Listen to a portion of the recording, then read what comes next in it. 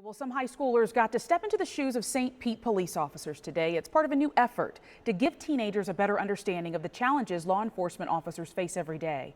Reporter Adam Weiner joins us with why you might see a similar program in your neighborhood.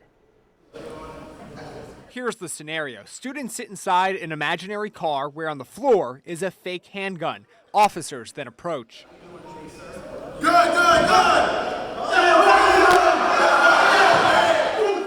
In another scenario, a driver gets pulled over, passes a bag of drugs to a passenger, and that passenger now on the hook for that bag of drugs.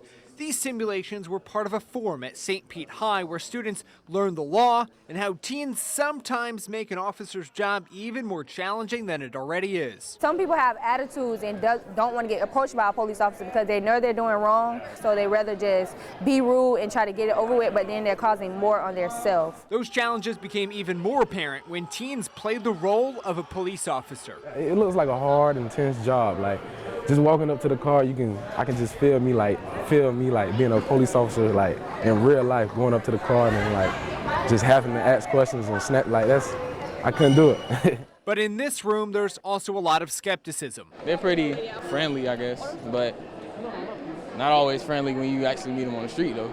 Officers are hoping this forum is going to help nudge kids towards an understanding. Our student government president actually reached out to me and said, I think we need this. Officers here today tell me that the simulation portion of today's event went so well in their mind, they're likely going to start applying it to events that they do with the community at large.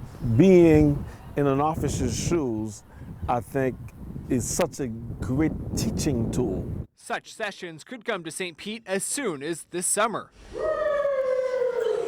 In St. Pete, Adam Weiner, ABC Action News.